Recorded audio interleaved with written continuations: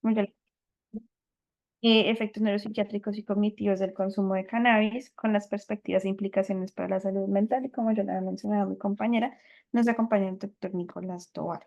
¿Listo? Entonces damos por inicio. Estos son los contenidos que vamos a ir tratando. Cuando la introducción, continuando con la fisiología del cannabis, los efectos cognitivos del consumo, los efectos neuropsiquiátricos, los factores de riesgo y vulnerabilidad, evidencia científica, implicaciones clínicas y por último, conclusiones. Entonces, empezando con un poco de historia y la introducción, sabemos que el cannabis sativa es una especie de planta de cannabis y es bien conocida por la humanidad. Históricamente, pues su uso más antiguo se relata en la antigua cultura china, remontado hasta el año 2700 antes de Cristo, o bueno, antes de la era común. Y el uso de cannabis medicinal en China se informó en la farmacopea más antigua del mundo. Sin embargo, el interés en el papel del cannabis floreció a finales del siglo XX, pues tras el reconocimiento de un sistema cannabinoide endógeno en el cerebro. Digamos que más recientemente la investigación se ha centrado en la descripción y clonación de receptores específicos y los efectos terapéuticos del cannabis medicinal. Y pues esto ha generado interés en diferentes trastornos psiquiátricos y en diferentes cannabinoides de la planta de cannabis. Y los estudios recientes pues, se han centrado en el papel terapéutico del cannabis medicinal en diferentes trastornos psiquiátricos, neurocognitivos, etcétera. Y como resultado, pues existe una creciente necesidad de resumir y revisar la evidencia de sus efectos terapéuticos y adversos como ayuda para el desarrollo de políticas de salud pública y pues para proporcionar dirección e impulso a la investigación farmacéutica en este campo. Como ya sabemos también es la droga ilícita más cultivada, traficada y consumida e incluye compuestos químicos como de cannabinoides como pueden ser los cannabinoides, perdón, los terpenoides, flavonoides y los alcaloides.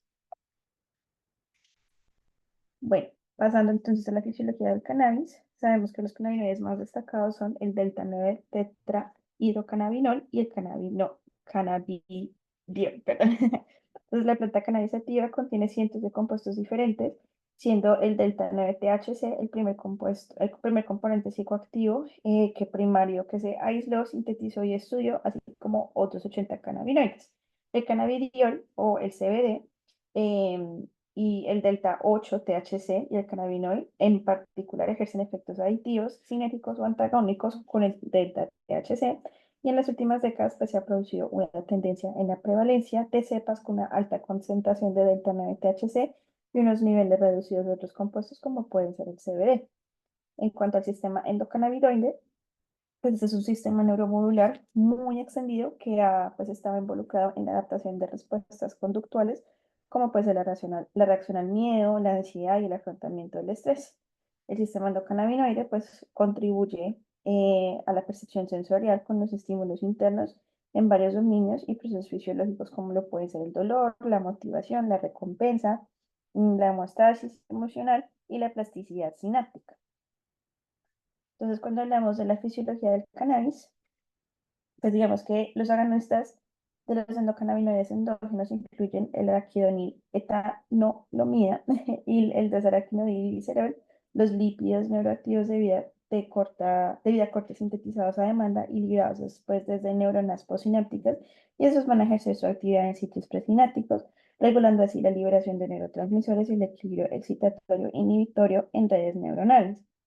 Pues en el sistema nervioso, el sistema endocannabinoide, a través como de moléculas, como lo pueden ser el anandamida o el 2-araquidonolglicerol, actúan como un sistema de retracción pues negativa o un negative feedback loop que regula la liberación pues, de otros neurotransmisores, principalmente la dopamina, el GABA y el glutamato. También pues, a través de la activación de MAP quinasas, regula la proliferación y diferenciación neuronal, estando así pues involucrado en la diferenciación normal de células madre, y a nivel periférico actúa como un mediador autocrino y paracrino de la actividad inmunológica, regulando la potencia defensiva de linfocitos y monocitos, y también regulan la actividad inmune de la microglía y los astrocitos del sistema nervioso central, sobre todo pues en situaciones de patología degenerativa o isquémica.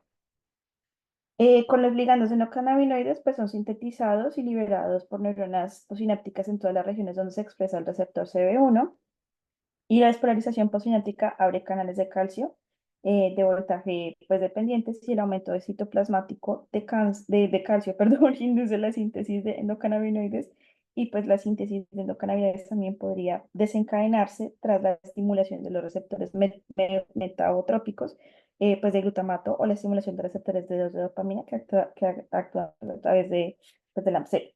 Y estos endocannabinoides actúan como moléculas posinápticas retrógradas que activan receptores CB1 presinápticos y conducen a la inhibición presináptica de canales de calcio y a la activación de canales de potasio presinápticos y esto impide la liberación de vesículas con neurotransmisores. Pues también estimulan la ruta de las MAP quinasas pues a nivel presináptico y en cuanto a los receptores CB2, pues su activación también conduce a una inhibición de la adenilciclada y la activación de la vía de las MAP quinasas. Sin embargo, a diferencia del CB1, el receptor CB2, este no es capaz de modificar las corrientes de canales de calcio y potasio. Además, el sistema endocannabinoide pues también incluye receptores de cannabinoides en varias enzimas responsables de la síntesis y la degradación de endocannabinoides y enzimas para la síntesis de receptores que responden a agonistas, transportadores y enzimas que van a eliminar pues, el sistema endocannabinoide de la vecindad del receptor. En cuanto al receptor CB1, este se localiza fundamentalmente en el sistema nervioso central tanto a nivel como pre como postsináptico. Y la mayor densidad de receptor CB1 se encuentra en los ganglios basales, como puede ser en la sustancia negra, el globo pálido, el núcleo entopeduncular y el caudado y el putamen lateral. La amígdala también en la capa molecular del cerebro y ciertas partes del hipocampo y la distribución de los receptores CB1 y CB2 se encuentra en estrecha relación con los efectos pues, fisiológicos y farmacológicos de los cannabinoides. Así, la alta densidad de receptores CB1 en los ganglios basales pues, se relaciona con los marcados efectos pues, que estos compuestos ejercen sobre la actividad motora. Y la presencia de receptores CB1 en área hipocampales y corticales explica los efectos de los cannabinoides sobre el aprendizaje y la memoria, así como las propiedades anticonvulsivantes pues, de los mismos. Finalmente, por otra parte, la distribución de receptores CB2 en distintas células del sistema inmune, pues explica el efecto inmunosupresor de la marihuana. Entonces, digamos que como última representación, esta es como una pequeña gráfica de la distribución de estos receptores que les veníamos mencionando, el CB1 y el CB2.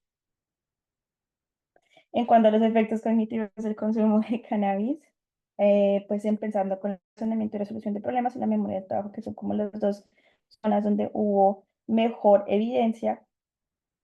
Entonces, pues en resumen, los consumidores de cannabis con trastornos psicóticos obtuvieron rendimiento significativamente mejor en planificación y razonamiento.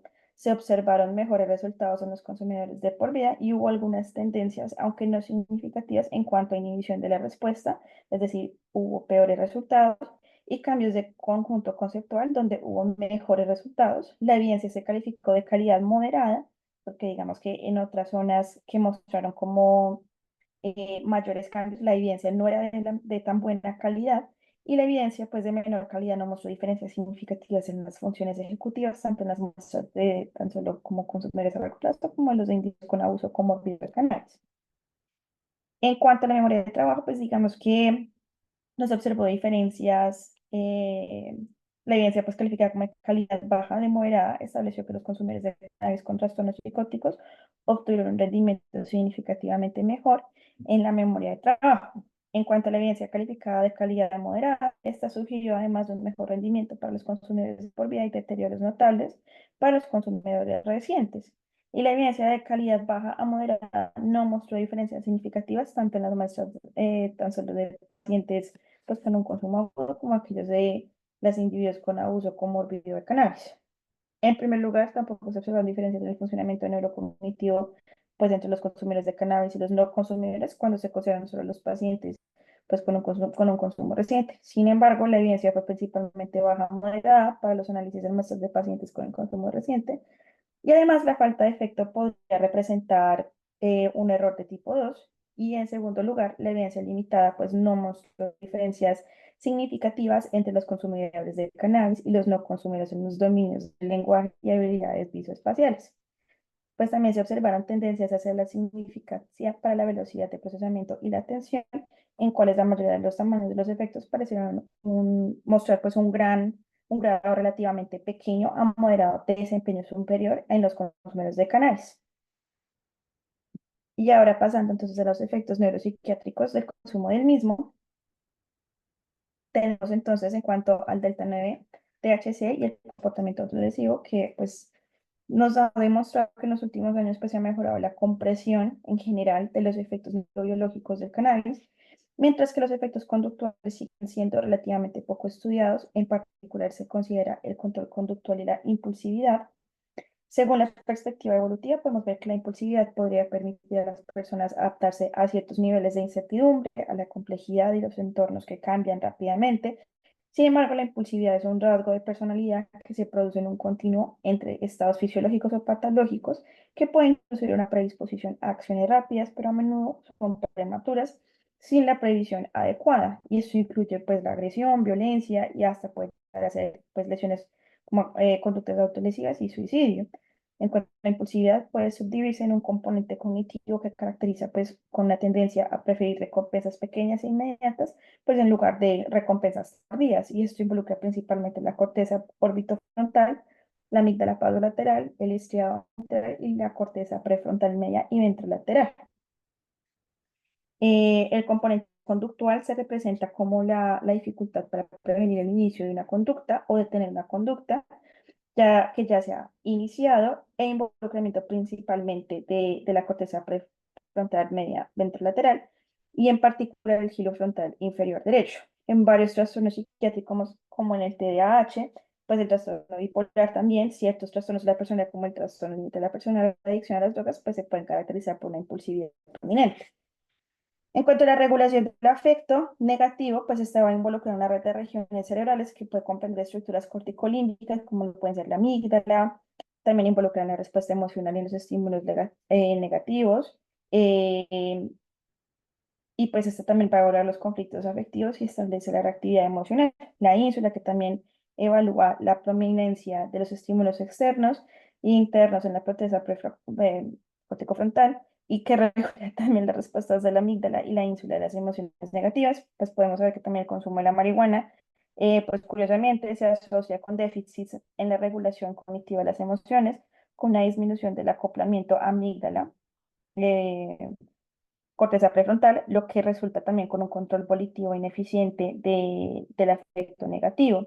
En los consumidores de marihuana, pues se muestra una mayor actividad neuronal en una red frontal bilateral que completa regiones precentrales y motoras suplementarias, pues durante la revaluación, perdón, del afecto negativo y un éxito deficiente en la regulación de las emociones a nivel conductual. En un estudio de resonancia magnética, en 70 adolescentes que habían consumido cannabis en el pasado, comparado con controles emparejados, se reveló una mayor reactividad en las amígdalas bilaterales al procesamiento de caras enfadadas, lo que indica un compromiso de la reactividad emocional saludable y una hipersensibilidad al afecto negativo. Entonces, entendiendo esto, el delta 9-THC parece modular los efectos negativos de una manera dependiente de la dosis, con una reducción de las respuestas emocionales negativas para las dosis más bajas y un aumento del estado ánimo negativo para las dosis más altas. Adicionalmente, pues este induce a la liberación de la dopamina del estado ventral y su uso prolongado lleva a un embotamiento dopaminérgico. Finalmente, en cuanto a los cannabinoides sintéticos y las conductas autolesivas, pues los cannabinoides sintéticos van a comprender diferentes sustancias capaces de inducir una activación del sistema endocannabinoide y sus efectos pueden diferir de los del cannabis natural e incluyen alteraciones motoras y disfunciones de las cortezas auditivas y visuales. Los estudios de neuroimagen pues han indicado una actividad metabólica aumentada en todo el cerebro, en particular para la amígdala, la corteza cinculada, la corteza prefrontal y el pálido ventral. También incluyen el putamen, el área tegmental ventral, el hipotálamo lateral, y pues en una menor actividad inhibitora en el cerebro, en el hipocampo, frente a la que pueden llegar a presentar con el delta 9-THC. Pues estas son altamente destructivas y desencadenan por los cannabinoides sintéticos que podrían llegar de mecanismos diferentes de los compuestos naturales, probablemente relacionados con los efectos de la agitación psicomotora, el deterioro cognitivo y las propiedades altamente psicótico-miméticas de estos compuestos.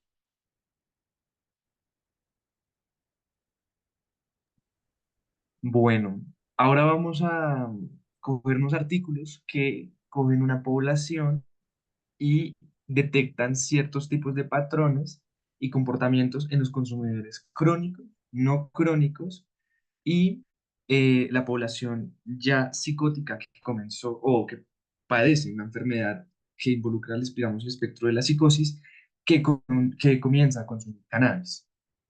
Lo primero que nos dicen ellos, que es generalizado en estos tres tipos de poblaciones, son los factores de riesgo y la vulnerabilidad. En esto tenemos la impulsividad, el género, la edad de inicio y los trastornos preexistentes. La impulsividad muestra que unas personas con un trastorno de la personalidad que incluya una impulsividad aumenta el riesgo de autolesiones o problemas de regulación emocional cuando consumen cannabis. Los hombres van a presentar mayores niveles de impulsividad y menor velocidad psicomotora que las mujeres. Esto nos hace tener un factor de riesgo para el consumo del cannabis. Este tema de la impulsibilidad y de la impulsividad puede ser como el huevo y la gallina, que fue primero. Entonces, la impulsividad lleva al consumo del cannabis, o más bien es un factor de riesgo para empezar a consumir cannabis, pero asimismo el consumo de cannabis aumenta eh, los niveles de impulsividad y por ende el riesgo de autolesiones o de la regulación emocional. La edad de inicio, un inicio temprano del consumo del cannabis está más relacionado con déficit neurocognitivos más severos y persistentes. Y por último, los trastornos preexistentes. Aquí es donde la evidencia, como mencionaba ahorita mi compañera, es un poquito más divergente, ya que a veces el consumo de cannabis deriva en conductas más autolesivas en estos pacientes o a veces inclusive los ayuda a sobrellevar sus síntomas, digamos como en las pacientes con esquizofrenia. ¿Podemos seguir? Por favor? Listo. Acá es un resumen rapidito al punto de lo que ya habló mi compañera sobre toda la fisiología del cannabis. Acá es para precisar, el receptor CB1 es altamente expresado en el hipocampo. Cuando hay una expresión prolongada con un cannabinoide exógeno en este receptor, especialmente como hablamos ahorita en el hipocampo, va a haber o va a haber una alteración de la neurotransmisión glutamatérgica y esto va a afectar hacia la negatividad, la plasticidad sináptica. Lo que esto va a provocar al final va a ser dificultades en la consolidación y recuperación de la memoria. Este va a ser un efecto muy grande en estos pacientes, generalizado en las tres tipos de poblaciones que analizamos en los diversos artículos. ¿Podemos seguir? Listo. ¿Qué más nos dice la evidencia? Como complementando toda la charla, el córtex prefrontal y el hipocampo, que están relacionados con las tareas ejecutivas, tareas de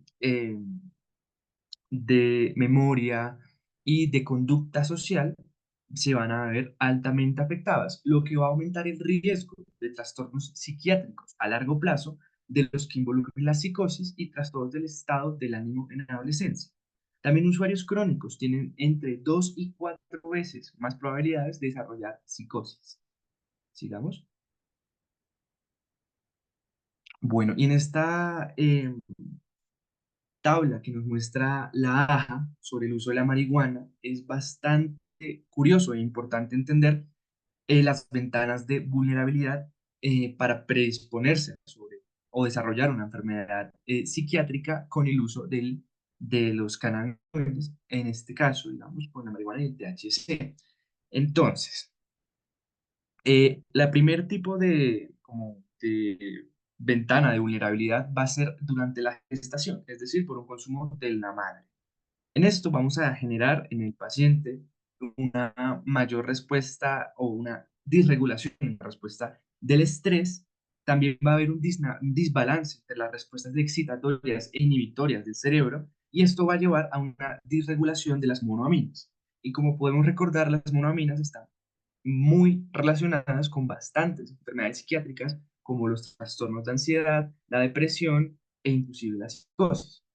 Ya luego tenemos pues el nacimiento y la niñez, que aún así pues sigue teniendo riesgo nuestro paciente, pero el otro gran hito de la vulnerabilidad viene a ser la adolescencia. Ya en la adolescencia no solamente se van a afectar las etapas o las zonas del cerebro y de su fisiología que mencionamos en la gestación, sino que le tenemos que añadir la activación de las células gliales, que recordemos van a ser como el sistema inmunitario del cerebro y esto nos va a llevar a procesos inflamatorios crónicos y a una disregulación en la corteza prefrontal, que esto va a hacer, eh, va a afectar directamente la capacidad de sociabilizar del individuo y de comprender y entender, digamos, emociones como la empatía. Este tipo de cosas se pueden ver afectadas en los grandes hitos de de la vulnerabilidad. Sigamos, por favor.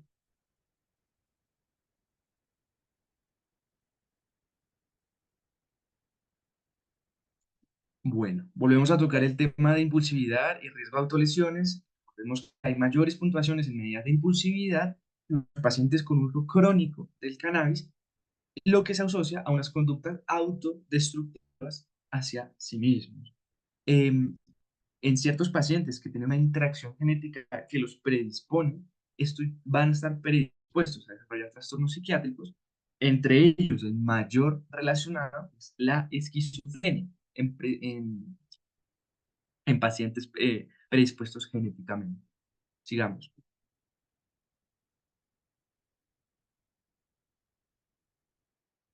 Bueno, y como pues también mencionó María José y los artículos y todas las revisiones, en cierta población hay una evidencia muy paradójica y está bien hacer en los pacientes em, que ya tienen un trastorno psicótico presente y comienzan a utilizar los cannabis, la marihuana y este tipo de sustancias. Algunos estudios sugieren que, como mencionamos ahorita, mejoran sus resultados cognitivos como la memoria del trabajo y habilidades de planificación en estos pacientes. Sin embargo, no llega a ser evidencia completamente sustancial y todavía está muy discutiendo este tipo de ensayos y de seguimiento que se le ha hecho a estos pacientes. Entonces no se puede decir que la marihuana puede mejorar, sino que está en debate todavía. Sigamos, por favor.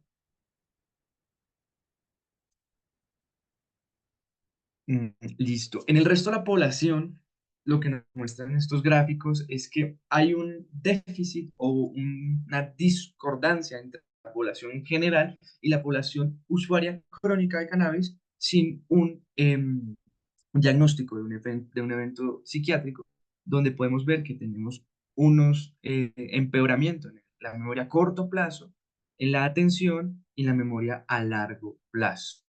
Sigamos, por favor. Bueno, aquí le vemos a la derecha una resonancia magnética funcional. No es la que está en el artículo ni en la revisión, pero es para hacerse una idea más o menos cómo se vería el cerebro en la resonancia, donde lo que sí dice en el artículo es que hay una reducción en la capacidad de cambiar tareas. Esto es una tareas ejecutivas, donde va a haber alteraciones en el córtex frontal, como hemos visto a lo largo de la cantidad de revisiones que pusimos en nuestra charla. Va a haber una alteración en la conectividad cerebral, donde no se va a haber una buena conexión entre la corteza prefrontal, dorsolateral y las áreas subcorticales. Esto a lo que va a concluir es un daño o una alteración en el control cognitivo, la toma de decisiones y, como mencionamos al principio de la charla, problemas de la impulsividad. Además, va a haber una disminución del flujo sanguíneo entre la corteza cingulada anterior y el córtex frontal medial. Y esto lo correlacionamos con lo que pudimos haber visto en los otros artículos de la labilidad emocional, el control de las emociones, la impulsividad también, nuevamente, y las tareas ejecutivas. Sigamos, por favor. Y por último, la AJA nos muestra en una de sus conclusiones que el uso crónico de cannabis aumenta el riesgo de accidente cerebrovascular. Esto lo pusieron en su última revisión y es un dato no menor para tener en cuenta en estos pacientes usuarios de cannabis. Sigamos, por favor. Bueno, y el pronóstico en pacientes con psicosis que em, consumen este tipo de droga o químico es que también van a tender a tener un poco de peores resultados clínicos, mayor cantidad de hospitalizaciones y a veces empeoran sus síntomas. Pero este artículo hay que cogerlo con pinzas porque, como hemos mencionado durante toda la charla, en esta población, con un diagnóstico ya de un trastorno psicótico, o ya hay evidencia muy mixta. Lo que sí se tiene claro es que una intervención temprana y el monitoreo clínico adecuado de estos pacientes van a ayudarnos a la rehabilitación cognitiva y prevenir muchas más recaídas. Sigamos, por favor. Como conclusiones de nuestra charla, entonces podemos afirmar que hay evidentemente unos déficits neurocognitivos con el uso crónico del cannabis. También hay pacientes que, dado su personalidad, van a tener una vulnerabilidad psiquiátrica hacia comenzar a utilizar el cannabis o, una vez ya lo esté utilizando, a desarrollar trastornos psiquiátricos. Hay impacto en el desarrollo cerebral, en la neuroplasticidad y en sus niveles de metabolismo. Efectos son reversibles, todo lo que hablamos, no todos, pero un poquito. Hay riesgo de recaída en estos pacientes una vez dejan de consumir. Y lo último son las consideraciones terapéuticas. No es el tema de esta charla, pero siempre te cabe decir que no todo es malo. Hay evidencia mixta, hay evidencia que ciertas terapias que usan este tipo de medicamentos, o pues ya como medicamento, y no es para, digamos, satanizarla, pero sí para tener en cuenta su uso razonable, científico, y teniendo en cuenta qué tipo de paciente estamos tratando. Sigamos. Listo, muchas gracias. Esta fue nuestra charla. Y si tienen alguna pregunta o comentario.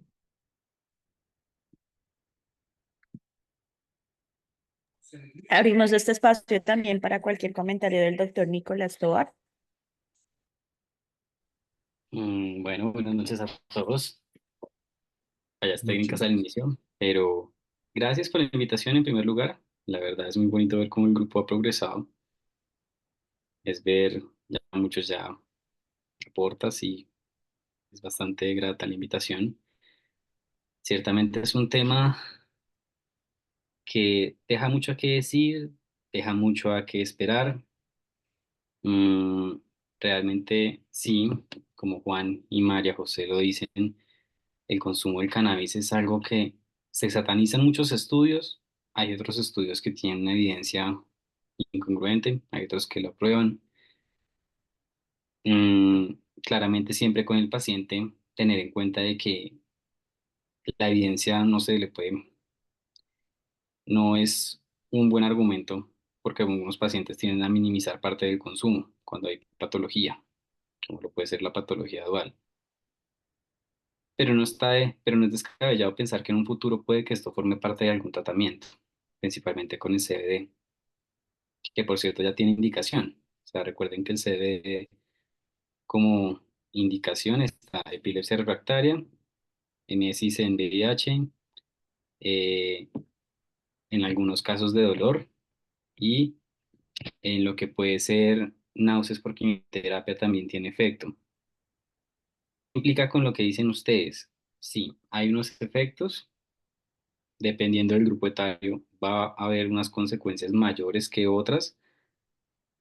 De hecho, para mayo de este año salió una revisión en Umbrella que hablaba sobre el uso sobre lo que era la psicosis y el consumo de cannabis. Realmente la evidencia pues sí muestra que puede favorecer hacia varios aspectos del trastorno de lo que es la psicosis, pero que aún así hay partes que son muy poco concluyentes. Hay otros estudios que hablan de posible potencial, como ustedes lo han mencionado, pero aún así es un tema que aún está en investigación y claramente tiene mucha aplicación, ¿no? Pues podría tener algún otro que beneficio, pero hasta el momento estamos aún en la coyuntiva de si realmente en este momento puede ser una indicación para un paciente. Pero muchas felicitaciones por la charla, muy completa y se nota que han hecho una revisión muy exhaustiva. Felicitaciones. Muchas gracias, doctor, por sus comentarios. Claro que muy adecuados para el tema. Todavía muy en estudio, como acaba de decir. Chicos, si tienen alguna pregunta, más que invitados a enviarla por el chat, por favor, o a abrir el micrófono también.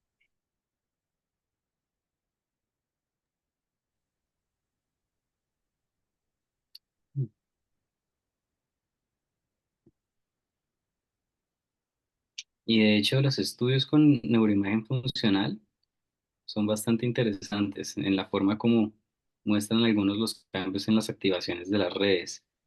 Pero hay un estudio bien curioso, no me acuerdo en qué año, el nombre era Cardia, y este estudio hablaba de años acumulados por exposición a marihuana Ujú. y peor desenlace en memoria verbal. Y es algo bien interesante eso. Pero también hay otros estudios como ustedes muestran que puede tener un beneficio. También es que para el año pasado, el New England también sacó un estudio sobre efectos, bueno, sobre ya el cannabis de por sí, tanto trastorno por intoxicación, psicosis inducida, entre otros. Y también hablaban, como ustedes mostraban, con lo que es una materna. Las maternas también, el consumo por sí solo de marihuana les favorece el riesgo de abstinencia y de hipotonía en el recién nacido. Entonces es también curioso cómo en algunas etapas, como lo puede ser un adulto mayor, que sí estos son los que han demostrado por ahora como mejor respuesta en los cambios de la función ejecutiva.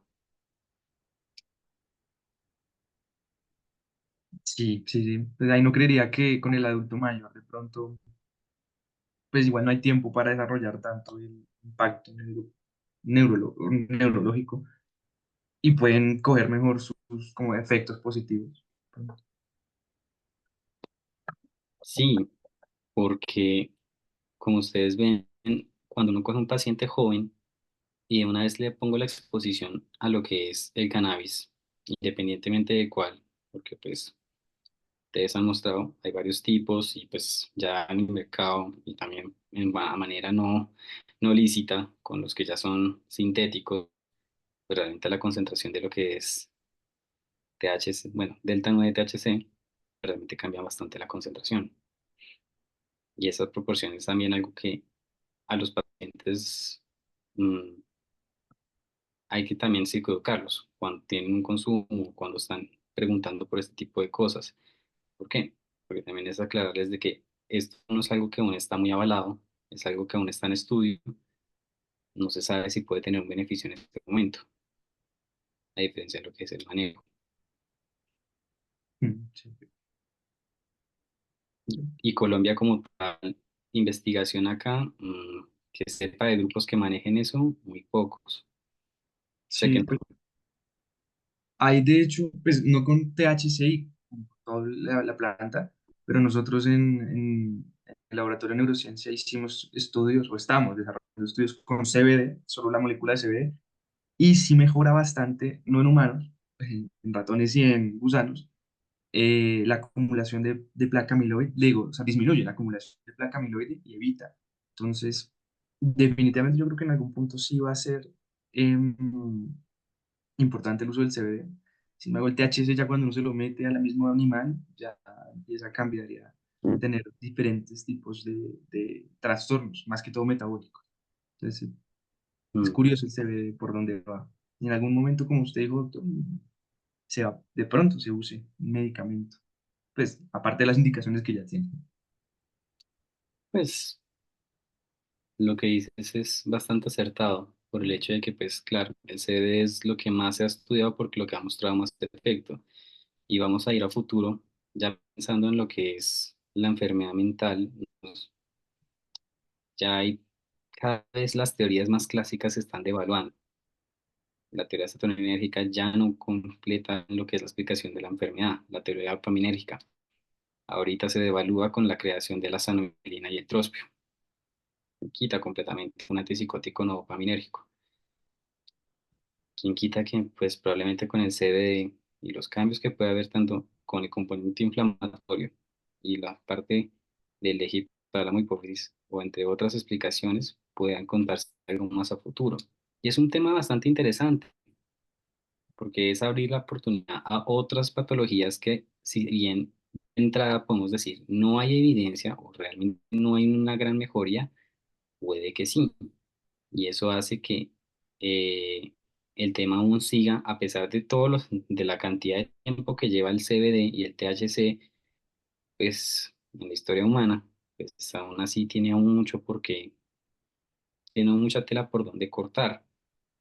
Entonces es bastante interesante este tema. También otro tema importante, y es que hasta el momento la FDA solo tiene los nabiximoles, lo que es nabilona y dronabilona, que son los únicos, como tal, las únicas dos moléculas que tienen aval por ahora y que se pueden utilizar.